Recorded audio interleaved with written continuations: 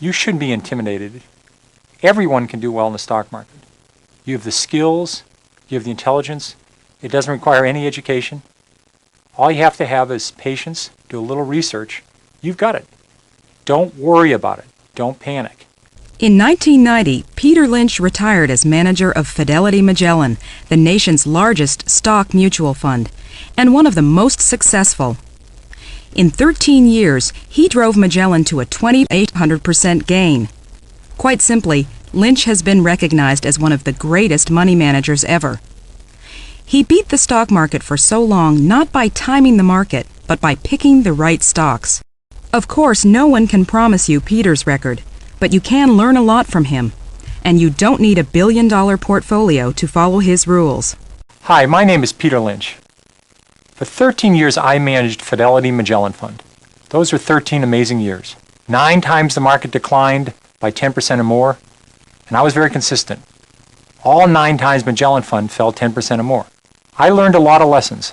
I think they're true now. I think they were true 20 years ago. I think they'll be true 20 years from now. I think I can help you do a better job of investing.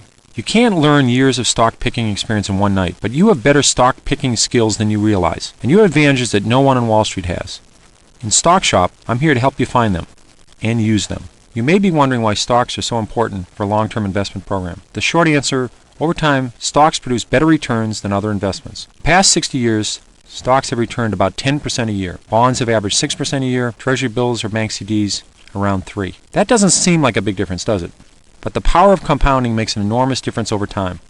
Suppose you invest $50 a month and earn 6%. After 30 years, you have over $50,000. Go ahead and play with the numbers yourself. If you clicked on the Assumptions button on the previous interactive screens, you noticed that the worksheets do not take taxes into account. When your investment is taxed, the government reduces your return every year. If you know you won't need the money until retirement, you should place as much of your investments as possible into tax-deferred accounts, like IRAs, KEOs, 401k, or 403b plans. Because you don't pay taxes on the money until it is withdrawn from the accounts, the power of compounding achieves the maximum effect, providing you the best return possible. The more time you have to let your earnings compound, the better results you'll get. A 20-year-old who invests $200 a month and earns 10% on his money all along will have $1.1 million by the time he was 60. A 35-year-old would have to invest $800 a month to have the same $1.1 million at age 60. You're going to have a tough time getting that 10% return without at least some stocks in your portfolio. Before you start to invest,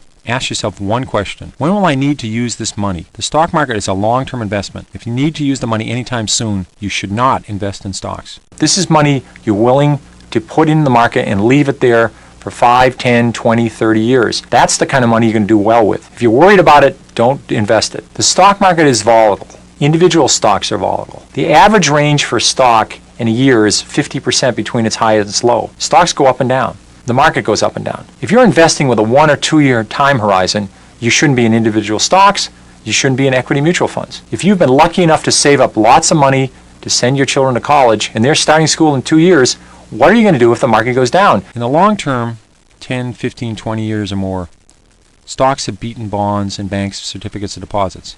But in the short term, there's no telling what will happen. In 1987, the S&P 500 fell 33% from its August top to its October bottom. If you had the stomach to ride through that drop, you would have found that the S&P performance from 1987 through 1992 still outperformed Treasury bills and long-term government bonds, despite that decline. If you want to double your money quickly and safely, fold it in half and put it in your wallet. Any other way, you're simply gambling. A good stock can take 2, 3, even 5 years before it really pays off. It's not 2 or 3 weeks. It's not 2 or 3 months. My best stocks have been in my 5th, 6th, 7th year. Give your investments time to grow. Many people ask me, when is the right time to sell a stock? Selling stocks is a matter of comparing stories. If story A is better than story B, then sell B and buy more A. If you own 8 companies, you're playing 8 simultaneous games of poker. So only stay in the games that you have the best chance of success. But remember that stories rarely change overnight. It may take years for a good one to be recognized by the market. Give your good stories the time to grow. Your advantage in picking stocks is your direct experience with companies as a consumer, on your job as a professional, or as a neighbor. Use those advantages as a place to start looking for good stocks. You have several things that you possess that will make you a good investor. They're inherent to your life. It's the field you work in. It's the area where you live. There may be some local company that's terrific. You're a consumer. You see some products, you see some services that are terrific.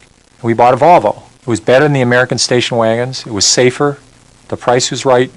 I did a little bit of research. I found that Volvo, the stock, it's a Swedish company, was selling equal to its cash. You're paying almost nothing for the company. They had lots of other divisions that were doing terrific. Buying that car turned out to be a great way to begin researching the stock. Sometimes people take things for granted. My field was the mutual fund industry. In the early 1970s, the industry grew slowly, but then it took off in the 80s. Money piled in to money market funds, to equity funds. Like an idiot, I missed stocks like Dreyfus, Pioneer, T. Rowe Price, Strategic Investments, Franklin Resources. There was lots of companies that went up dramatically. These are my own field. All I had to do was buy these things. It was really dumb. Back in the 1950s, a fireman from New England noticed a factory in his town seemed to be hiring and expanding all of the time. This person didn't have a Cray computer, and he wasn't a professional investor. He was just an observant neighbor. He decided to put $2,000 per year into TAM brands, then called TAM packs. By 1972, the fireman was a millionaire, just from using his local edge. Investing is a personal thing. You have to do it by yourself. You don't do it with a committee. You have to be able to have the emotional strength to stand the volatility of the market in general and stocks in general. The key organ here is not the brain. It's the stomach. Do you have the stomach for this? Do you have the patience for it? You should be able to look in the mirror and say to myself, what am I going to do if the market goes down? If you know something that will drive a company's earnings higher, you know something that will drive a company's stock higher, sooner or later. But you can't just guess at it. You have to have some reasons, such as costs are coming down, or new products going to be a big hit. Research is developing a company's story, an idea of why earnings should go up or down. It doesn't mean sitting in the library for hours, reading SEC filings, or fiddling with a calculator. Research is exciting. It's very little math. When I owned Chrysler, it was the biggest position in my fund. When I was at a movie theater, at a sports event, I'd run into somebody driving a minivan. I'd ask them, what do you think of the minivan? Would you buy another one? What do you like about it? Some would say, well, it's a little underpowered. They only have a 4-cylinder engine. I knew they were already working on a 6-cylinder engine. So this is research. Research starts with the things you know, your edge. If you're a mechanic, look at the tools you use. Which are the best? Which are the best value? Or if you're a doctor, see what new technology saves the insurer money, or software systems that reduce costs at hospitals. You probably already know a few companies quite thoroughly. The amateur investor probably can follow between 5 and 8 companies. They could lecture in these 5 or 8 companies. They know them very well. There's 10 to 15,000 public companies in the United States. There's lots more overseas. So you don't have to be experts on lots of companies. You just have to know a few very well. It's a lot of fun. It only takes a few hours a month. It's not a full-time job. I owned Dunkin' Donuts for 12 years. I think I might have talked to them once every year. The story didn't change a lot. You don't have to worry about low-cost imports coming from Korea when you own a donut company. You don't have to worry about the economy. You don't have to worry about somebody inventing a new computer chip. The story doesn't change that much. McDonald's earnings have gone up, I think, more than 80-fold over the last 30 years. The stock's gone up 100-fold. What made McDonald's earnings continue to grow? If they had just stuck with a cheap cheeseburger and a cheap hamburger at lunch, they probably would have run into earnings problems 10, 15 years ago. But they expanded their menu, they kept their costs low, they added breakfast, they went overseas. Every day they add 2 or 3 more restaurants. People thought there was no room for more McDonald's 5, 10, 15 years ago. They were wrong. If they had done the research, they would have said, well, there's a couple hundred countries out there. There's lots of places to grow. Hey guys, if you're enjoying this Peter Lynch video, then boy, do I have a special treat for you. As a thank you for supporting this channel, I have put together a 23-page document that summarizes the investment strategy of legendary investor Peter Lynch. I like to call it the Peter Lynch Playbook. As my gift to you, you can download this investing guide completely for free at the link in the description of this video or the pinned comment. If you want to continue learning how to make money in the stock market like Peter Lynch, make sure to get your free copy because it summarizes Peter Lynch's investment strategy in a clear, easy to understand way. Again, thank you so much for supporting the channel. It means the world to me, and this is my small way of repaying it back to you. Now, let's get back into the video. Actual bad economic news, rising interest rates, wars, elections, any of these can push the market down. If you're one of those people that pore over graphs, economic statistics, or astrology charts, trying to figure out what the stock market is going to do next, you are wasting your time. No one can predict the market. You have to understand the market goes down. There's been 95 years this century. We've had 50 declines of over 10%. Of those 50 declines, 15 have been 25% or more. So about once every 2 years, the market falls 10%. About once every 6 years, it falls 25%. These are big drops. You have to understand that. That's the nature of the market. In 1990, Saddam Hussein went into Kuwait. The banking system was in trouble. We had a recession. You had all this background noise. Lots of good companies had nothing to do with wars, nothing to do with banking. They all went down in 1990. The market fell from 3,000, it fell over 20%. This gave you a great opportunity to buy terrific companies at very good prices. Behind every stock is a company. If the company does terrific over a long period of time, the stock will do terrific. If the company does lousy, the stock's going to do lousy. That's all you're betting on. This is a company that's had 35 years of double-digit earnings growth every single quarter. We've had changes in the Supreme Court. We've had the stock market go up and down. We've had changes in presidents. We've had recessions. We've had wars. All of those things had no effect on automatic data processing. So every time the market went down, it gave you a chance to buy it. You're saying, I believe strongly this company's going to do well. If you start to see symptoms that's not going to happen, the stock's going to very rapidly respond to that. If the company runs out of steam, the stock's going to run out of steam. Look at Fannie Mae. From July through October 1990, the Standard & Poor's 500 fell 21%. Fannie Mae fell from about $42 a share to about $26, even though earnings were still increasing. This was a terrific time to buy Fannie Mae. The company was doing well, management was still great, the story was solid, and they had a very good business. But you got to buy the stock at a 38% discount. If you start by looking at the entire universe of stocks, more than 3,000 stocks on the New York Stock Exchange alone, and over 13,000 public companies in total, you'll blow a gasket. So I break stocks into categories, partly to make the job of researching more manageable. Putting stocks into categories is the first step in developing the story. At least you'll know what kind of story it's supposed to be. The category tells you what questions you should be asking about a company. You simply can't expect all stocks to behave the same. Basing a strategy on general maxims, like sell when you double your money, or sell when the price falls 10%, is absolute folly. No formula will apply to all stocks. Different stocks behave differently, so they require different approaches, different expectations, and different kinds of stories. Suppose you've made a 50% gain on two companies. One is a fast grower with a long way to go. The other is a big, lumbering, slow growth company that has already saturated 95% of its market, and that market itself is growing slowly. The 50% return is fantastic for the slow grower. The chances are it's time to sell it. The same 50% return could be just the tip of the iceberg for the fast grower. There are basically 5 categories. 1 would be fast growers, 2 would be slow growers, 3 would be cyclicals, 4 would be asset plays, and the 5th one would be turnarounds. At the end of this presentation, you'll have an opportunity to explore each category in more detail. In the meantime, remember, categories are guidelines. They are not hard rules.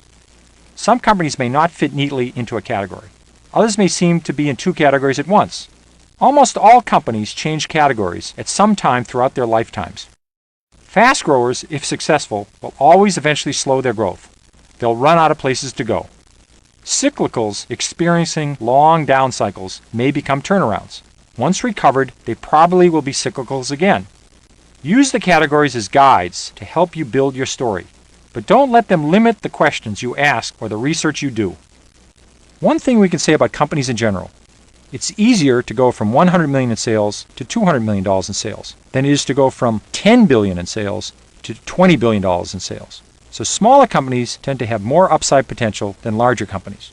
But don't dismiss all big companies out of hand. Some big companies defy their size and find exciting new ways to grow their earnings. As well, good opportunities exist in companies that are cyclical, regardless of their size. When most people think about investing in the stock market, they dream about investing in a fast grower, a company that is growing at over 25% a year. At 25% a year, a company's profits will double in 3. They quadruple in 6. They go up 8-fold in 9 years. That's how you get a huge stock in a decade. There's not a lot of these, but they're very powerful. And the best part is, you don't have to catch them just as they're taking off. The beauty of growth companies is you have plenty of time. If they're going to grow for 5, 10, 20, 30 years, you don't have to be there the first year or the second year. You could have bought Walmart 10 years after they went public and made 30 times your money. What makes a company grow earnings so quickly? Either it is a rapidly growing industry, or it's a rapidly growing company in a slow growth industry. Rapid revenue growth and rapid earnings growth are the hallmarks of a fast grower. But you just can't buy any stock with hot earnings and hot sales. You have to check the balance sheet and make sure the company can keep growing. One way you can look at growth companies is think of baseball. A normal baseball game has 9 innings. You should look at a growth company and say, I don't want to buy it when they're in the first inning. I want to buy it when they're in the second or third inning. They've got the formula right. They've got lots of room to go. So you want to say to yourself, this is a company that's very early in its cycle, like a McDonald's when they're only in a few stores, or limited when they're only in 100 stores. And they had lots of malls to go to. Microsoft was a company you could have bought 3 years after it went public and made over 20 times your money. Sales and earnings were growing at several times the rate of the companies in the S&P 500 in an industry that was exploding by leaps and bounds, and it had a lot of potential both overseas and domestically. This was only the beginning of a 15 to 20 year growth cycle. You had plenty of time to get involved. There was this amazing company called Superior Industries. I think the stock went up over 100-fold. They were very good at making aluminum wheels. A lot of car companies went to aluminum wheels. The industry for autos wasn't growing. Aluminum wheels were growing dramatically, and they were the best at it. The fast growers get all the attention in the media, but there's nothing wrong with slow-growing stock, provided you get it at a very decent price. Somebody would say to you, I'm going to sell you a business for $100,000, and they're earning $50,000 a year. And you say, what's the bad news? Let's say the bad news, the earnings are never going to grow. They earn $50,000 a year forever. So this is a price earnings multiple of 2. You pay $100,000 for $50,000 of earnings, but they're never going to grow. You say, I don't care. I'm going to get a $50,000 return every year. In 2 years, I get all my money back, and I'm going to make $50,000 a year on my $100,000 investment forever. So sometimes, even if a company has a very low growth rate in earnings, if the stock is selling at the right price, it may still be a very good deal. A slow to moderate grower will have earnings growth of 3 to 15% a year. One company that I was very lucky with was Service Corp International. It's a funeral home company that bought up local family funeral homes, a very steady business. Service Corp could grow earnings at 15% a year when I owned it with very little problems. A slow grower that turns into a no-grower is a very bad news situation. So when you start researching the stock, look for these signs. Steady earnings growth. You can find annual earnings growth rates in the research section, as well as estimates for the coming year. Rising dividends. Companies that raise their dividends each year have to have the earnings to do so. A rising dividend is normally a good sign for a stock. Room to keep growing. You want slow growers to go on forever. That's one reason I like Service Corp International so much. This was a great stock for me in the 1980s. At that point, it had a long way to go. Cyclical companies rise and fall with the economy. Typically, they make expensive big-ticket items that people buy when the economy is good.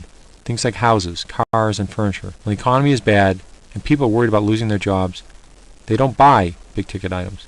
They're too broke or too scared that they will go broke. Don't try to time a cyclical stock if you don't have intimate knowledge of the business, if you don't have an investor's edge. Everyone on Wall Street tries to time cyclical stocks too. Because the stock market looks forward, you could be left with a sinking stock even though the company's earnings are terrific. You make your best money in a cyclical when earnings go from rotten to mediocre, or from mediocre to pretty good. The danger point is when earnings go from great to spectacular. Somewhere between these 2 points, Wall Street will figure out there's only one way to go, and that's for profits to go down some point in the future. Just don't buy in the hope. Wait for things to get better. Prices to get better, capacity to shrink, inventories to go down, scrap prices to get better. Something ought to be happening. So you just want to wait for something really to happen, and then when it happens, it's going to be big. Let's take a look at Chrysler. In 1990, the company was selling for $10 a share. The economy was lousy. People were talking about Chrysler going out of business. But guess what? The economy came back. Everyone's old car was falling apart. As people made more money, they started buying new cars. And because Chrysler had great products, the minivan, the Jeep, and its first new full-size truck in 20 years, the stock was big. And in addition, very importantly, the balance sheet was decent in 1990. This was not a company about to go bankrupt. If it's a cyclical, you're hoping for a dramatic turnaround in earnings. It's going to happen over 2 or 3 years. Earnings are going to go from a loss to a huge profit. Stock's going to go up and you're going to get out. Make sure you're picking a strong company that can survive when the cycle goes down. That means good cash flow and low debt. If its cash flow is spotty or its debt is high, when the downturn comes, the company faces the danger of going bankrupt. Turnarounds. These are stocks that are battered down, or they're hated companies, or they've been forgotten about. They're depressed in price. But you have determined some one thing or a few things that have the potential for reversing this company's fortunes, independent of the industry getting better or the economy getting better. You always have to do a balance sheet check on any company. This includes turnarounds. Do they have enough cash to make it through the next 12 months, the next 24 months? Do they have a lot of debt that's due right now? These are important questions to answer. Make sure you understand and believe in the plan to restore corporate profits. It's all internal. They're doing something, either new product, new management, cutting costs, getting rid of something inside the company that allows them to improve themselves. Lots of turnarounds never happen, but a few winners can make up for lots of losers. What's important is to wait for the actual evidence of the turnaround occurring, not just the symptoms. The turnaround, you had plenty of time. So just don't buy on the hope. Wait for the reality. Turnarounds are so big, it's worth waiting to get some real evidence. S.S. Kresge was a company going nowhere, in real trouble. They invented the Kmart formula. They rolled it out across the country. The stock went up over 50-fold. Kmart became a massive stock. Sometimes 2 and 2 equals 8. How could this be? Because a company has a hidden asset that isn't reflected in the stock price. When Wall Street wakes up to the hidden assets, the stock could be terrific. Want a great example? Let's look at Disney. Walt Disney is an example of an asset play. After they'd opened up Disney World and after they'd opened up Epcot, the company's growth rate sort of slowed down. They weren't growing very fast. And then they discovered there was a lot of assets inside the company. There was the name Walt Disney. They started the Disney Channel. They started selling things that they sold at Disney World and at Disneyland. They started selling them everywhere. They used their licenses for Mickey Mouse and all their characters. Made a fortune on that. These are on the books for nothing. The company was loaded with assets. In addition, they had all that land inside of Disney World, and everybody had hotels outside of Disney World. They decided to use their land inside to develop more parks, and then even have other companies come in. These companies paid their money to build inside of Epcot or inside of areas of Disney World. So what are hidden assets? Many companies, particularly old line companies that have been around 20, 40, 50, 100 years or more, have real estate holdings whose true market value is not reflected on the balance sheet in the annual report. In many cases, the hidden asset is the company's name and its reputation. Disney is one example of a company with a great name. So is Coca-Cola. That name can be a huge asset when the company rolls out a new product. This name is carried at little or no value on the balance sheet, whereas it is incredibly valuable. Companies like Intel and AT&T not only make great products, but they have numerous patents for these great products. As long as they have those patents, no one can make the exact same product. That's a tremendous aid in any business. Back in 1987, when the stock market had a major correction, Dreyfus fell to below its price of cash per share. Stock fell from over 50 to under 20. At that point, it was selling for less than its cash. Anytime you buy a stock at less than its cash after subtracting all debt and it has good business, you're getting something for nothing. The price of a stock will follow the direction of earnings. In almost every case, you can generally state that if a company's earnings go up sharply, the stock's going to go up. If earnings go from very poor to mediocre, the stock's probably going to rise. If they go from mediocre to good, it's probably going to have another rise. If it goes from good to excellent, it's probably going to have another rise. Or if a company's earnings grow dramatically over a long period of time, the stock's probably going to go up dramatically. Even if you have a Waterford crystal ball, you probably can't predict a company's earnings. But Wall Street is a whole army of people who make such predictions. By computer, you can get Wall Street earnings estimates in the research section of the stock shop or through many other online services. Or you can go to your local library and find earnings estimates in Value Line or Standard & Poor's. Obviously, you want to invest in companies whose earnings are expected to rise. But again, these are just estimates. If you really understand a company, you should know how it plans to make earnings rise. If you know it has good growth prospects, then you'll be better able to evaluate the company as an investment. You can't predict the future, but you can learn from the past. A company with a long history of earnings increases and dividend increases is obviously a stable performer that has a reasonable chance of continuing to perform well in the industry. Many times that's a good company to investigate further. Johnson & Johnson has raised its earnings something like 19 of the last 20 years. It's raised its dividend over 30 years in a row. But just because a company has had a great record in the past does not mean earnings will grow terrifically well in the future. You have to have reasons for it. Strong growth in research and development, cost-cutting, new products, great brand name, and a terrific balance sheet were the items that made me optimistic about Johnson & Johnson. And what's the outlook? It's going to keep continuing to grow. They run out of steam, stock's going to run out of steam. Price-earnings ratio is something that some people make very complex. It's actually very simple. If a company is selling at $100 a share and they're earning $10, there's a price-earnings multiple of 10. The PE ratio can be thought of as the number of years it will take the company to earn back the amount of your initial investment, assuming, of course, that the company's earnings stay constant. Why look at PE? It can tell you if you're paying too much for a stock. The higher the PE, the more expensive the stock relative to the company's future earning power. The lower the PE, the cheaper the stock. I use a rule of thumb to level out these differences. A fairly priced stock is a PE that's about equal to the expected annual growth rate over the next 3 to 5 years. If the PE is substantially higher than the growth rate, the stock is normally expensive. If the PE is substantially lower, the stock is probably cheap. A stock PE, in part, depends on the industry that it's in. When you look at a growth company, compare the company's growth rate and its own PE to that of the industry. All other things being equal, if you find a company with a much lower PE and a higher growth rate, you're off to a good start. You can also compare a company's PE to its own historical PE. If a company normally sells for 25 times earnings, and now it's selling at 15 or less, you have to ask yourself why. The company could be maturing, competition may be entering the field, and its growth prospects may be uncertain. But maybe it's simply been beaten down by some other factors, and it's possibly a bargain. It's worth researching. Back in the 1970s, Electronic Data Systems, or EDS, had a PE of 500 times earnings. If you had invested in a company with a PE this high when Columbus discovered America, and the company's earnings stayed constant, you'd just be breaking even today. In 1974, EDS performed very well, but its stock fell from 40 to 3, simply because the stock was so grossly overpriced relative to current earnings. Dividends are cash payments that companies make to shareholders, usually every quarter. Nearly half the return in the S&P 500 the past 50 years has come from dividends. Dividends come from profits. If a company earns $5 a share, they have the choice of paying out some of it to the shareholders in the form of a cash dividend. A stock's yield is the annual dividend payout divided by its current price. The yield is the return you get on your investment every year. One drawback: the IRS considers dividends as income, so you have to pay taxes on dividends. Not all companies pay a dividend. Fast growers, for example, almost never pay a dividend. They reinvest all of their earnings back into the company.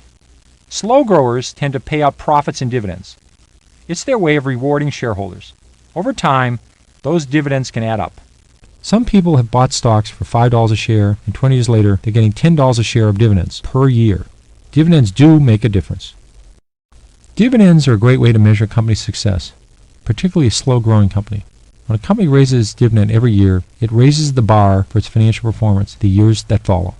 Few companies want to cut their dividends. Investors clobber the stock, figuring a dividend cut is a sign of worse things to come. So by raising a dividend 12 to 15% this year, the company is saying it expects earnings to be at least as good next year as they are now, and probably rising by at least the 12 to 15%. You can get a list of companies that have raised their dividends many years in a row from Moody's. There are some great names in this list. However, you can find warning signs of dividends as well. A high yield isn't always a good thing. If a stock is 30 and it's paying a $3 dividend, you might say, wow, that's terrific, a 10% yield.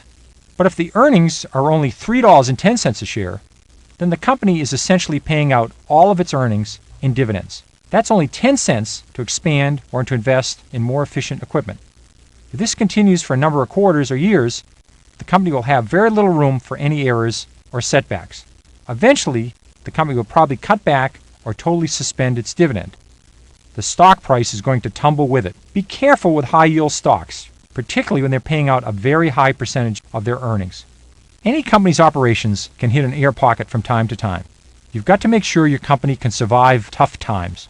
The balance sheet tells you about the company's financial structure, how much debt it has, how much cash it has, and how much equity its shareholders have. There's nothing scary about a balance sheet. No story is complete without a check of the balance sheet.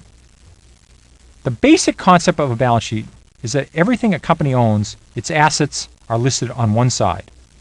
On the other side, you find everything a company owes, its liabilities. The difference between what it owns and what it owes is its equity, also called its net worth. Go ahead and explore this fictional balance sheet. Click any of the items on this balance sheet for an explanation of it. When you're ready to move on, click either the debt or cash buttons for a discussion of the two most important items on any balance sheet. Does the company have a lot of cash on hand? That's great. A company with a lot of cash can buy more stock, make an acquisition, or pay off all its debt. All moves that shareholders love to see. A company should have at least enough cash to pay off its short-term debt. If it doesn't, it could have to keep borrowing more and more. If you subtract cash from short-term debt and long-term debt, and the total is only 1/4 of net worth, the company has a decent balance sheet. However, if short-term debt and long-term debt combined, minus cash, equals or exceeds net worth, the company has a weak balance sheet. It's simple to recognize a strong balance sheet. No debt and lots of cash. Suppose a company has $20 million in cash after subtracting all debt. If the company has 4 million shares outstanding, it has $5 of cash per share of stock. If you buy the company at $10 a share, you're paying only $5 for the company and you're getting $5 a share in cash. That's a really amazing price. In effect, that means your real price is $5. If this company has a very solid, predictable business, this extra cash is quite valuable. But if a company has lots of cash and they're losing money, you still have to evaluate how quickly will they run through all that cash. That's all you really have to know. It's not much, but you should know it. You can look it up in the stock shop. If you don't check your company's survivability, you're not only skimping on your research, you're gambling. That's not why you invest in the stock market. Check the debt. Most companies have some debt, but how much is too much? Add up the company's long-term debt and total equity. That's a good approximation of the company's total capitalization, the money the company has available to grow its business in the future. Now compare the long-term debt to total capitalization. If total debt equals half of the company's capitalization or more, beware. That's quite a bit of debt. To service that much debt, everything has to work right. Things don't always work just right. If debt equals 20% of capitalization or less, that's better. That's fairly low debt. As usual, there is no rule without some exception. Debt in some industries, like banking, insurance, and financial services, routinely runs much higher than 20 to 50%. Know the industry and what is normal for it when you evaluate a balance sheet. In many industries, such as retailing and restaurants, companies have leases. They have commitments on buildings to rent for a long period of time. Often, this form of debt will only appear in the footnotes. This is a very substantial form of debt. Look into the footnotes. See if you see capitalized lease obligations. Add this back. This is an important exercise. 5 or 10 years ago, investment professionals had a big edge. They got more research and information than small investors, and they got it sooner. But those days are long gone. Basic financial information is readily available from a dozen or more different sources. Investment pros aren't digesting all the good information and throwing just the scraps to the public anymore. Everyone has a seat at the table right now. Here are some places to get started. If a balance sheet provides a snapshot of a company's financial position, an income statement tells you how the company got there. Income statements tell you how much money the company made or lost from its operations over some period of time. The basic formula is simple. You are asking how things went over the period, usually a quarter or a year. Over that time, you add up all the money the company brought in from selling products or services, then subtract all of the money the company spent to create those products or deliver those services. What is left is the net income. Net income is also referred to as earnings or profits. I hope by now you've been convinced that your story should always include an explanation of how the company plans to improve its earnings or to sustain its growth rate over time. There are only two ways for a company to increase earnings. They can increase sales or reduce costs. Most companies work to do both of these things. The income statement can help you figure out if the company is succeeding. Click any of the items on this income statement for an explanation of it. Once you've explored the income statement, click on Increase Sales or Reduce Costs to explore those topics some more. If earnings equal revenues minus costs, then a valid way to raise earnings is to reduce costs. Reducing costs not only pushes up the earnings number, it makes a company more competitive. If two companies both produce competitive products of similar quality, then the one who can build it more cheaply has the advantage. They can choose to charge less for the product and sell more than their competitor, or can sell it for the same price and make much more money than their competitor. One way to measure cost reduction is to check out the costs listed on the income statement each quarter. But it's difficult to do so because what you really care about is how costs are changing relative to revenues. One way to measure this cost to revenues is the profit margin. This number is not shown on the income statement itself, but is calculated for you in the research section of the Stock Shop. To calculate the number for yourself, just divide the earnings before taxes by the net revenues. The higher the profit margin, the more money the company makes for each product it sells. Once we have the profit margin as a tool, we can evaluate how successful the company is being in reducing costs. Unless the company has raised prices significantly, if the profit margin goes up, then costs are going down relative to revenues. You can compare the profit margin of the company to the profit margin of a competitor, or to the average profit margin of the industry.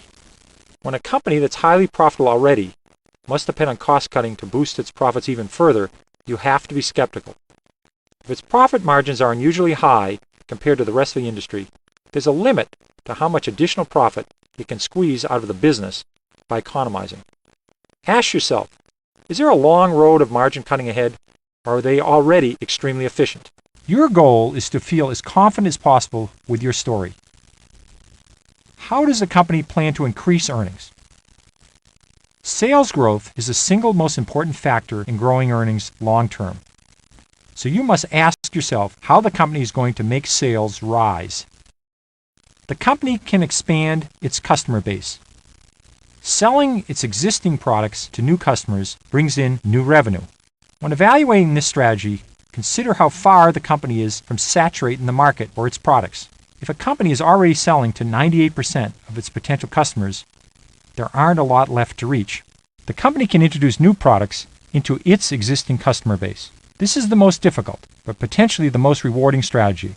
If the product catches on, it can breathe new life into the company. Advantages like brand names and a good reputation come in very useful here. A company can also raise prices to increase revenues.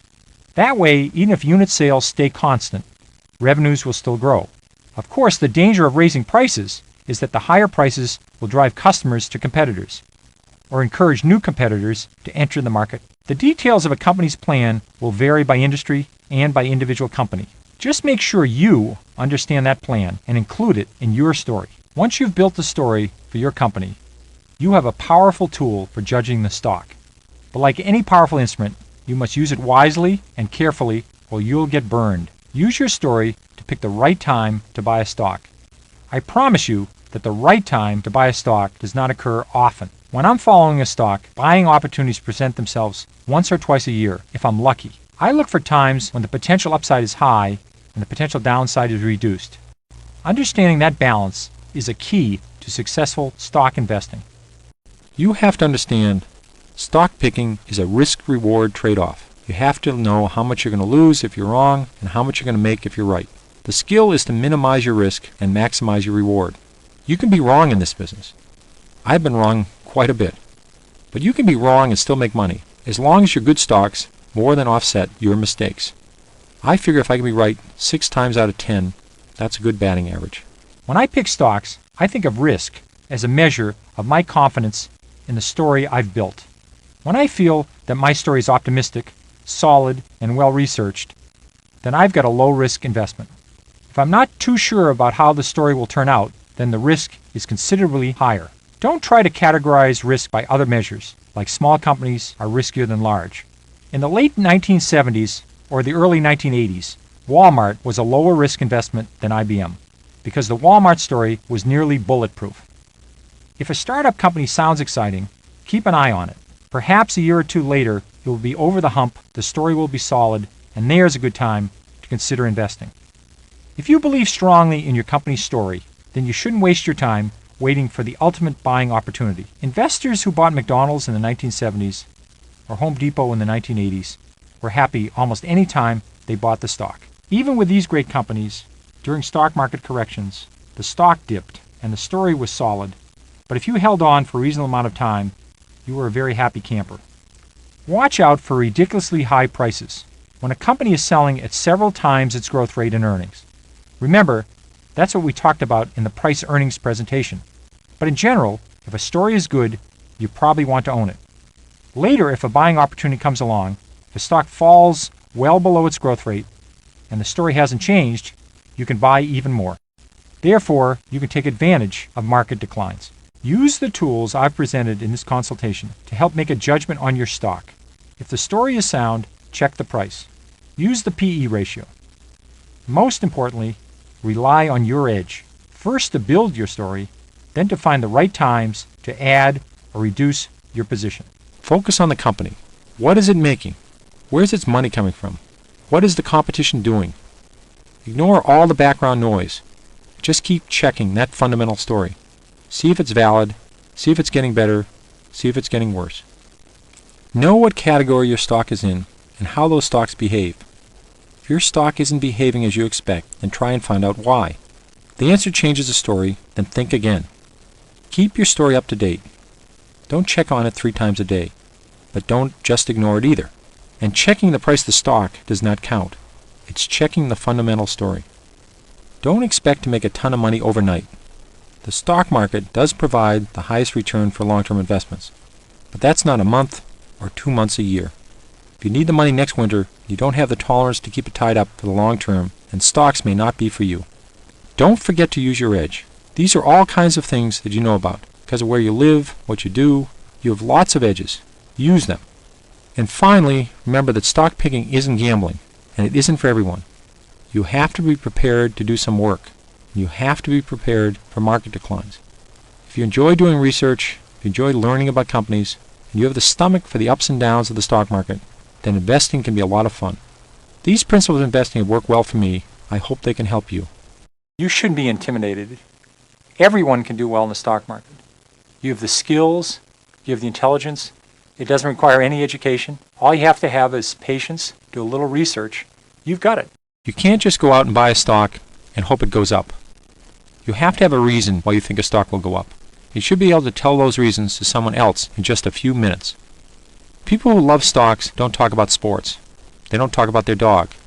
They talk about stories.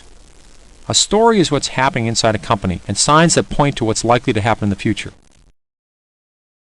You got to be able to put it down in 2 paragraphs. It could be something like earnings are turning around, a new product, somebody's gone out of business that was competing with them, they've just discovered oil, they've got new management, their balance sheet's getting better, they're getting rid of a losing division. There's lots of different elements, but that's what a story is, and that's what you rely on. A good story is one that you could tell a 5th grader, and he or she would understand. The more complicated the story, the more likely it is to fall apart. You just need one good, simple story to buy a stock, and then follow that story. Read through the story that I wrote for Toys R Us back in 1978. You didn't need a degree from business school to realize that this company had a great formula and had lots of room to grow. The thousands of people who shopped there knew the store was great. I did the rest of the research I needed to fill in the story and bought the stock. Building stories like this one is how I decide what companies to own and which ones to stay away from. Remember that stories unfold over time. Companies are never stagnant, so you have to stay tuned and sometimes make adjustments. It's just like playing 7-card stud poker, or perhaps 27-card stud poker. At the beginning of the game, you only know some of the cards and must place your bet accordingly. But as each new card is revealed, the game changes.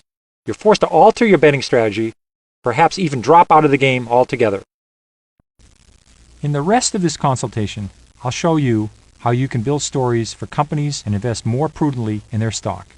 This consultation is divided into 3 sections. The assessment section helps you decide whether stocks are the right investment for you. Stock picking is not for everyone. These presentations will help you assess yourself. In the story creation area, I'll cover the basic concepts you need to create your story. You'll learn how to approach a company's story and why you have some advantages over even the most dedicated investment professionals. In the last section, we get down to brass tacks, talking about the actual elements and numbers you'll need to include in your story. Use the Start and Next Presentation buttons to move through the presentations in order, or explore on your own using the list on the left. When you're done, you'll know how to build the story, how to monitor the key elements of the story, and how to use that story to improve your understanding of when and when not to invest in a company's stock. You may find that stock picking is not right for you, at least not until you feel more comfortable with the risks of the market and the volatility of stocks. Even if this is the case, the Stock Shop can still help you become more comfortable with the stock market and researching companies. Use the Stock Shop to follow companies in a paper portfolio, a list of stocks you buy and sell only on paper. You develop your stock picking skills without taking any of the risks. Before long, you may be ready to start investing your real hard-earned cash. In the meantime, if you like to invest in stocks, your best option may be an equity mutual fund. If you want to put some of your money in the stock market, you don't have the time, you're not willing to do the effort, you don't have the stomach to do the research, equity mutual funds are a great answer. Investing in mutual funds is also a way of making sure your investments are diversified. Mutual funds, by law, must invest in at least 20 stocks at a time, though most funds invest in far more than that. As a mutual fund investor, you are protected from the danger of one or two stocks dropping sharply in price. At most, they would only represent 5 or 10% of the fund. This would cushion the decline. Remember, the mutual funds are like any other investment. They carry real risks of losing your money, and even though they can be purchased through many banks, they are not insured by the government. Since they are made up of individual stocks, equity mutual funds are also volatile. You must do some research to evaluate and choose a mutual fund that will meet your temperament and your investment objectives.